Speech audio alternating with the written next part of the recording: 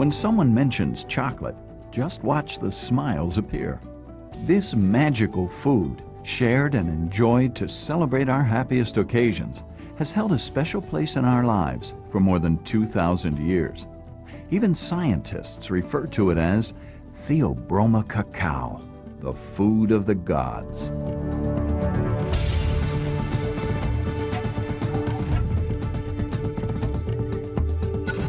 The story of chocolate is a unique adventure. It begins deep in the tropical forest, travels through the sacred rituals of the Aztecs and the intrigue of European royalty, and emerges into our modern popular culture. It's a journey filled with magic, mystery, and art.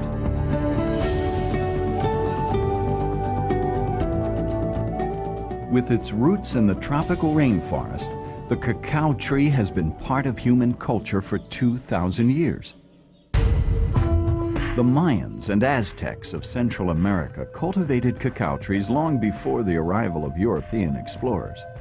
It was the Mayans who first created a beverage from crushed cocoa beans, which was enjoyed by royalty and shared at sacred ceremonies. Later, the Aztecs called the prize drink they made from cocoa beans chocolatl, which means warm liquid. The Aztec Emperor Montezuma maintained huge storehouses filled with cocoa beans and consumed more than 50 cups of chocolatl from a golden goblet every day. Cocoa beans were so highly valued that the Aztecs even used them as currency. A rabbit cost 10 cocoa beans and a mule was worth 50. When the Spanish explorer Hernando Cortés arrived in Mexico in 1519, the Aztecs thought he was a god. Montezuma greeted the Spanish explorers with a large banquet, sharing with them cups of their bitter chocolate drink. Cortés later wrote to the King of Spain, "One cup of this precious drink permits one to walk a whole day without taking nourishment." Intrigued by the Aztec drink, Cortés took it back to Spain and experimented with chocolatl, adding sugar to make it more agreeable to Spanish tastes. Served hot, this new version of the chocolate drink quickly found favor with the Spanish nobility. Spain planted cacao trees throughout its new colonies to ensure an ample supply of cocoa beans. They kept chocolate a closely guarded secret for almost 100 years. Fortunately, when the daughter of the King of Spain married Louis XIII and moved to France, she brought the recipe for chocolate with her. About the same time, Spanish monks traveling throughout Europe began to share the secrets of chocolate with their counterparts in France. By the middle 1600s, people who could afford it could drink chocolate pretty much all over Europe. The English chocolate houses were very popular, very important social places where chocolate was consumed, and the beverage was believed to be a health-giving drink. The first chocolate factory in America opened in 1765. Up until the 1800s, chocolate was primarily a drink. Technological advances in the 1800s made it possible to make chocolate in solid form, and around this time, the Swiss added dried milk to chocolate to create milk chocolate. In the 1900s, mass production techniques made chocolate something that everybody could afford. Today, the U.S. military includes chocolate in its rations, and chocolate has been taken into space as part of the diet of our astronauts.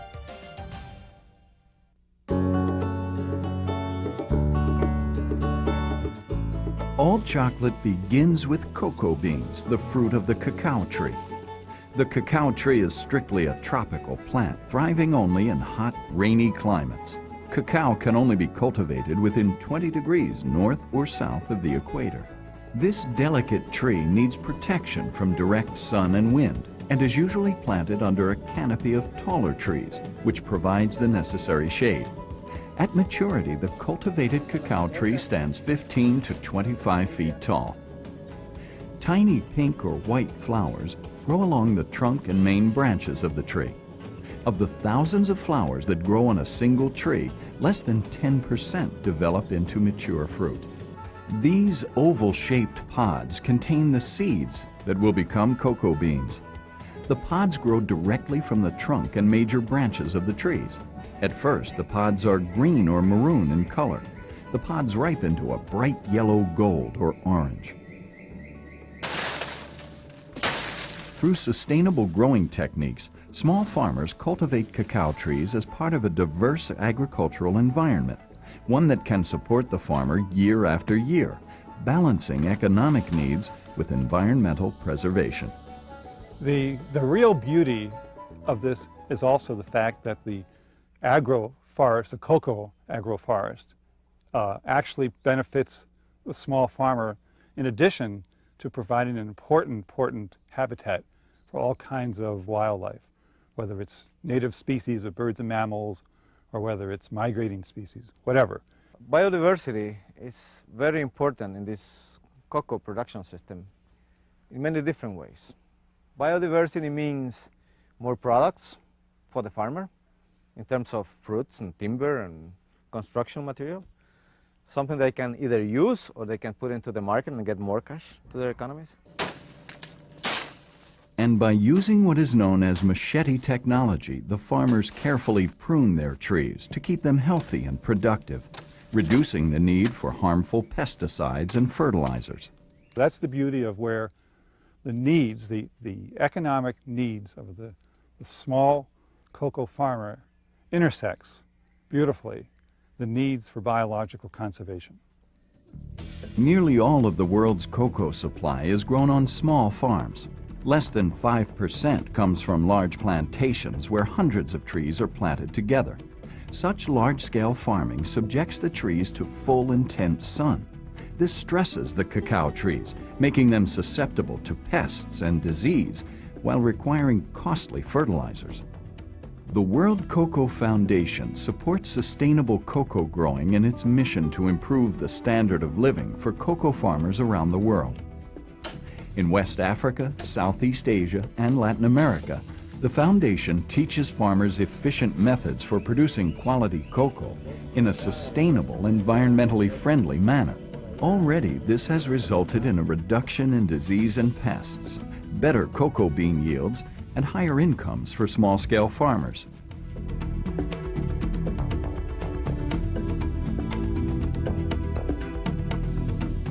On small family farms around the world, farmers harvest ripe cacao pods by hand, just as they've done for many generations.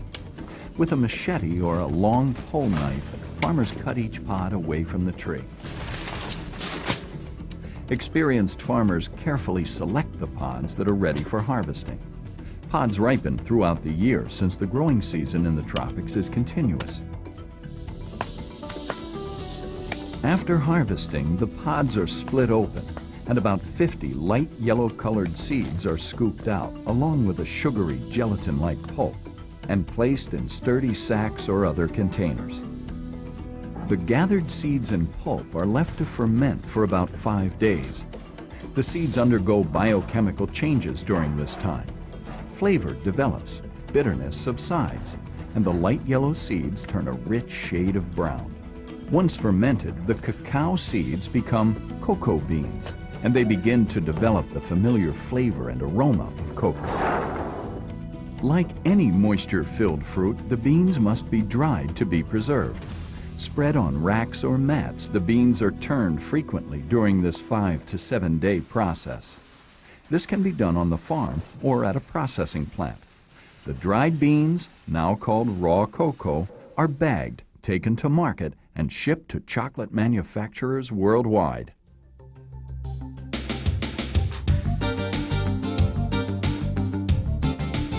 At the chocolate factory, cocoa beans are inspected and approved as part of a stringent quality control process. All incoming raw materials must be tested before they enter the manufacturing facility to make sure that only wholesome, high-quality ingredients are used to make chocolate. Quality control continues during production, where chocolate samples are carefully analyzed throughout the process. Once the beans pass inspection, they are cleaned and then blended to create just the right flavor. The cocoa beans are roasted in large rotating cylinders for anywhere from 30 minutes to 2 hours. The carefully controlled heat turns the beans a deep brown color as they develop the characteristic aroma of chocolate. As soon as the roasted beans have cooled, a machine removes the shells, leaving only the inner part of the cocoa bean. These bits of cracked beans, called nibs, are now ready for processing.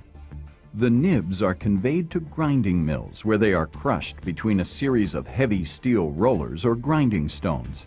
The friction and pressure liquefy the nibs and create a shiny brown liquid called chocolate liquor, although it has no alcoholic content. The factory can make eating chocolate or cocoa from the chocolate liquor. To make cocoa powder, the chocolate liquor is pumped into giant hydraulic presses that apply about 6,000 pounds per square inch to the liquor. This intense pressure forces out the cocoa butter, which is removed through filters. The cocoa butter will be used to make chocolate.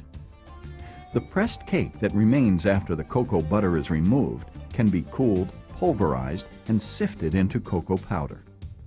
Cocoa is used to make chocolate milk, chocolate syrup, ice cream, cakes, and other chocolate products.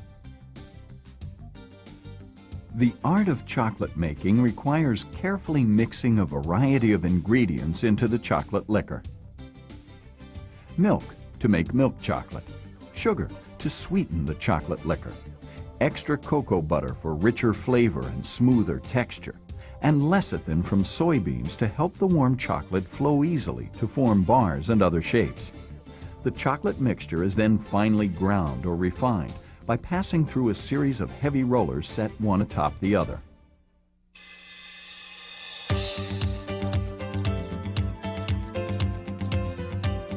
Conching is a flavor development process that can last a few hours to several days, depending upon the desired outcome. Heavy rollers swirl continuously through the mixture, kneading the chocolate, developing the complex flavors, and making the chocolate velvety smooth. After conching, the mixture is tempered, a process of carefully cooling the mixture while constantly stirring it. Finally, the liquid chocolate is ready to be poured into molds or used to enrobe or cover candy centers such as nougat, creams, and nuts. The molded or enrobed chocolate products travel through a cooling chamber and then are ready for wrapping and shipment to distributors and retail stores across the country.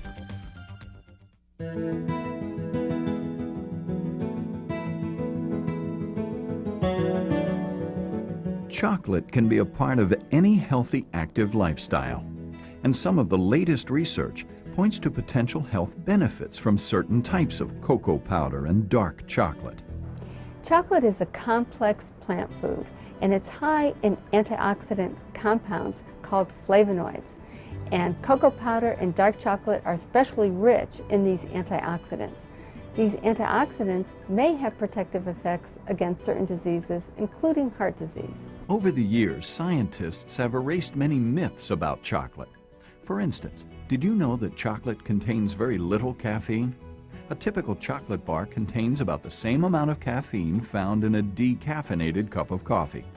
Does chocolate make children hyperactive? According to medical professionals, sweet foods do not cause hyperactivity. The likely cause of excitability is the excitement of the event at which sweet foods are eaten. What about chocolate and migraine headaches? Again, the research studies conducted on foods and migraines show chocolate is not a significant cause of migraines. Chocolate also is not a major cause of dental cavities. All foods that contain starch or sugar, including everything from cookies and pretzels to cereal and bread, have the potential to cause cavities. In fact, dental research shows that the naturally occurring vegetable fat in chocolate allows it to clear the teeth faster than other foods, making it less likely to stay in contact with the teeth and cause decay. Chocolate's a fun food, and it certainly can fit into any healthy diet and lifestyle, eaten in moderation. There are no good foods nor bad foods. It's the overall diet that's important. Equally important is physical activity to help us burn the calories we consume and maintain a healthy weight.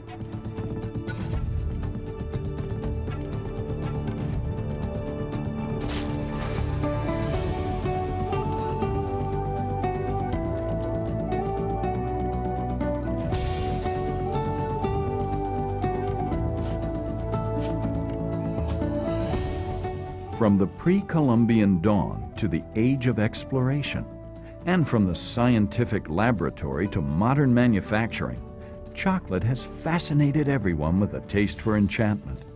Whatever the time, whatever the place, whatever the occasion, if it begins with chocolate, it ends with a smile.